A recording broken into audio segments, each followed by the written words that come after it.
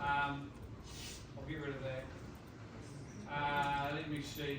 It's going to go 54 is going to go probably around about here.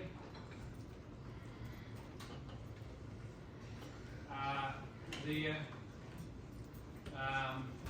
Something like there and back to about here, okay? And 52 is going to go something sort of like that. 81, 91, 52 is going to go down here more, maybe up there, over there, and back down there. So there's my interpretation of the contours, and then after I've done that, I can do the middle ones, which will be exactly halfway between the 51s. So there's my half contours. And that's the last of what I call eyeballing or estimating. And you can see how quickly I've kind of done that. But now let's have a look and see how wonderfully inaccurate I am. So let's yeah, you won't laugh in a minute, could be perfect. Okay, so if I go to the layers here, and I unfreeze one called answer, you can see it's very hard to see on the screen there, but I'll make it yellow.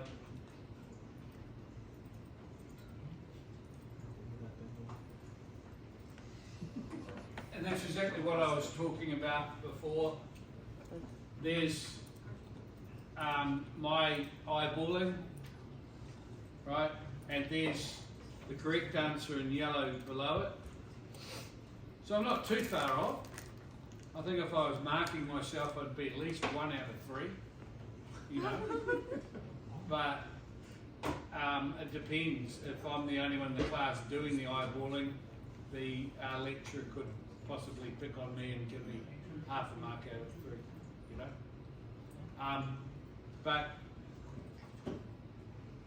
you will be in situations in your working life where you have to actually do the eyeballing. You're going to be, one example, in a site hut over the back here, where they're all hammering away there with the diggers and everything. You may have heard or seen them when you came in this morning. They'll have a piece of paper, a plan of what's going on. They may have to calculate some contours. They'll shoot out there with a level and a staff. They'll bring them back in, and you'll have to sketch on a piece of paper, no computer, or maybe you can draw it on the computer and work it out from there, but you may have to eyeball it because you've got a traffic officer in the middle of Carrington Road saying your trucks are making a hell of a mess, how many more to go? Because I'm going to have to close off them coming down the road. There's dirt going all over the road. You've got a guy back in council saying something else as well. You've got a boss saying, are you sure that you've only got 10 truckloads and not 20? And you've got someone else saying, can you please quickly do the calculations based on the contours that are there? So you've got to very quickly eyeball that. You ain't going to be spending all weekend, well, you might want to, I don't know, doing the calculations when you're under that pressure, right? I'm trying to teach you some basic ways of doing things. I have had criticism from the likes of Fletcher's when they were doing the tunnel over here. The Fletcher's and well, the consortium that was behind the tunnel anyway, I'm sure it's Fletcher's. And they said, oh, we use all these modern things now, it's all done, you know, GPS, different programs where we can tell exactly how much we're cutting out, blah, blah, blah.